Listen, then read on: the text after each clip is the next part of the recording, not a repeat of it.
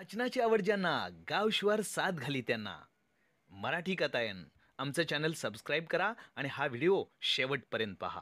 पाऊस गेला. निर्धास्त झाली. कमळा म्हणाली, असा नवरा तुला मिळाला असता तर बरं झालं असतं.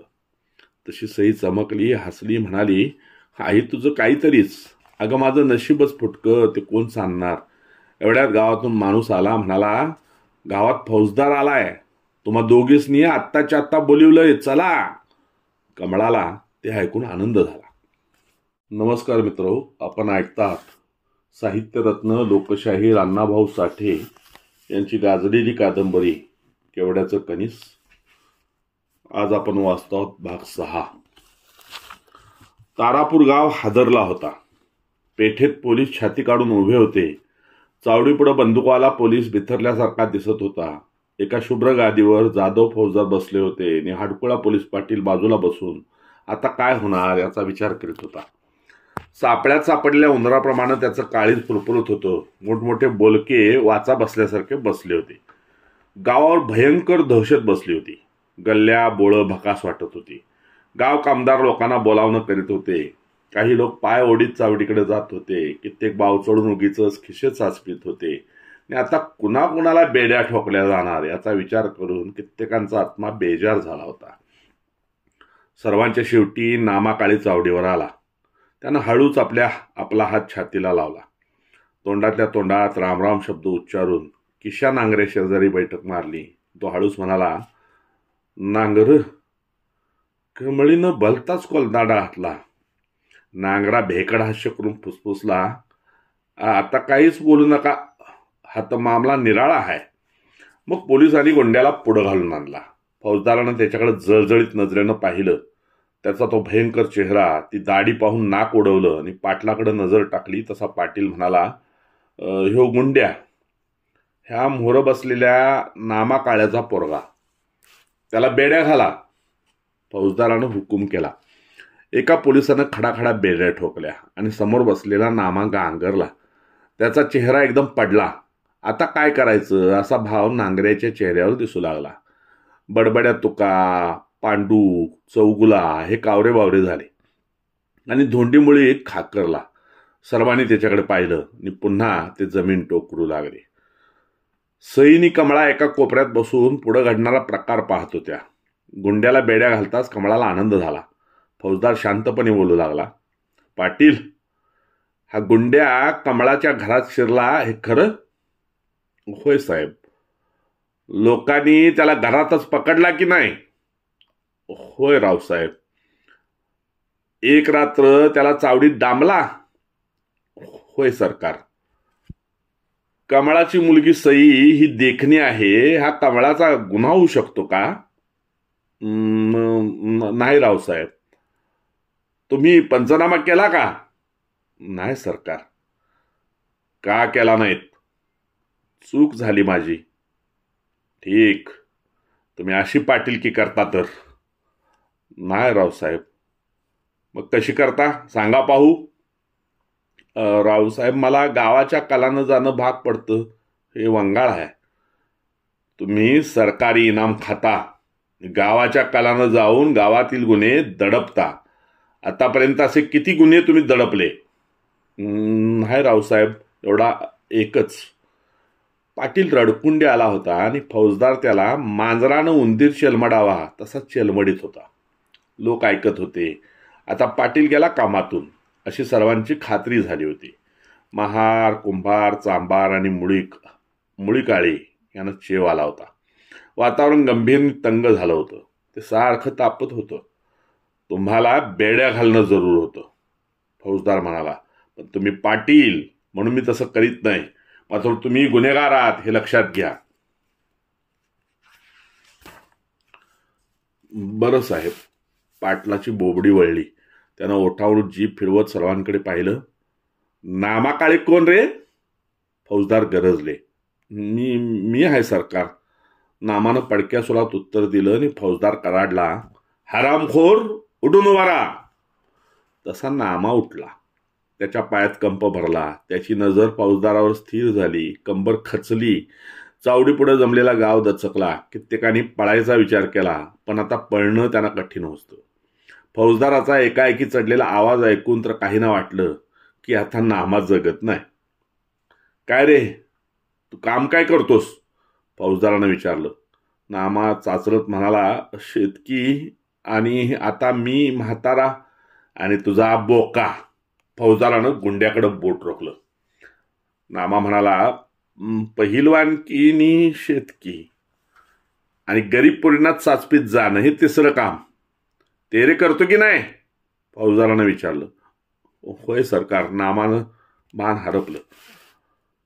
कमळानं सईसारखा लोण्याचा गोळा घरात ठेवला आहे म्हणून मर्द मांजरं तिकडे जातात, म्हणूनच तुझा हा हरामखोर रानबोका गेला होता, हे खरं का? सरळ बोल.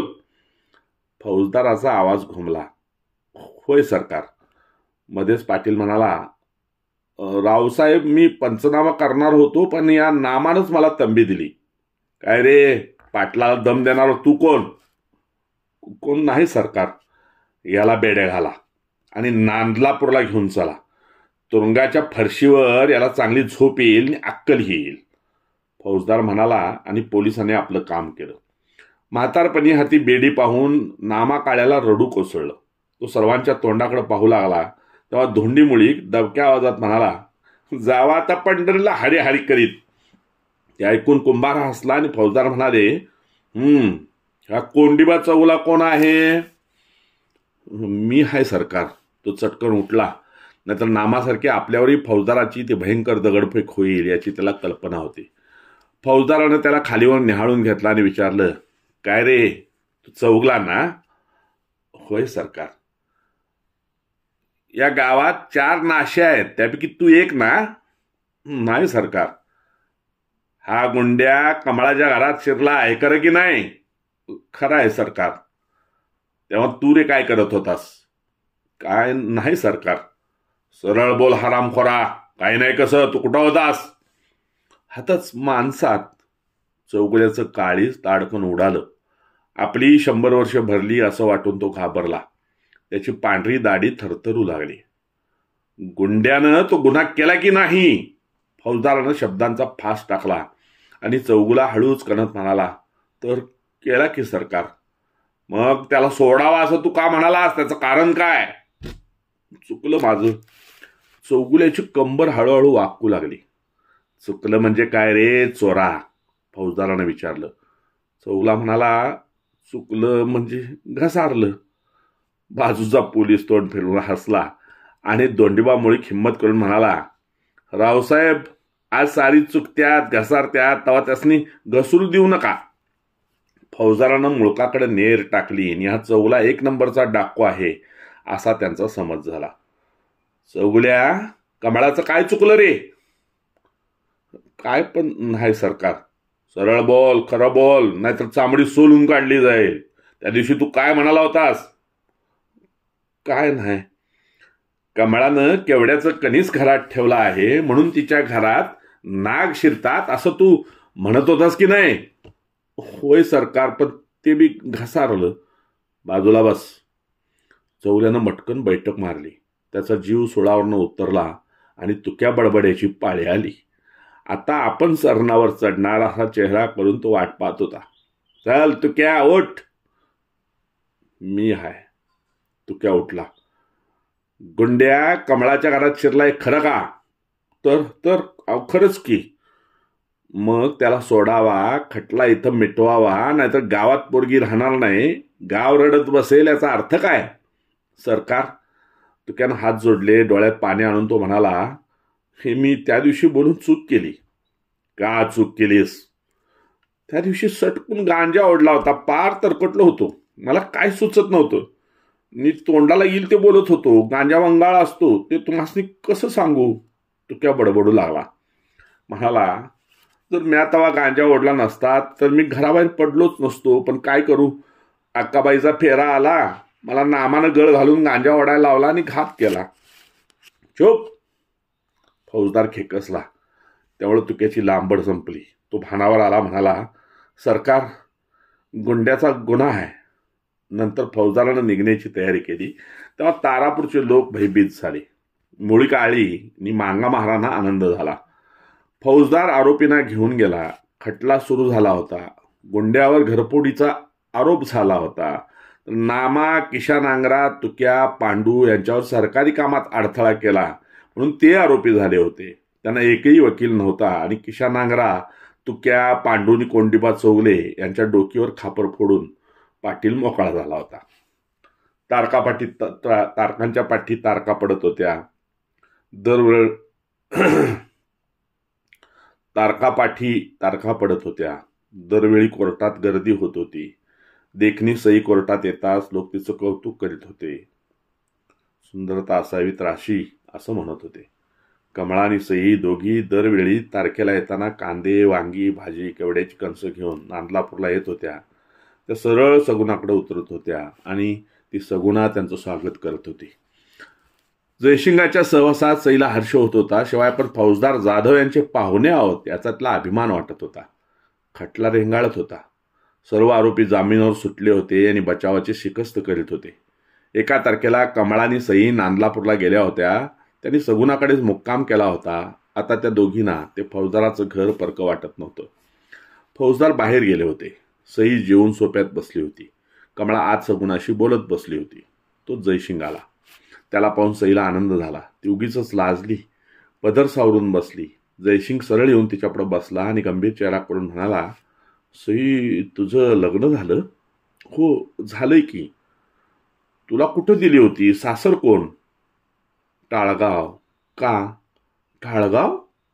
कुणाच्या घरी? आनंदा पाटील. मग पुढं काय झालं? पतिराज येडा आहे ती. खोटं.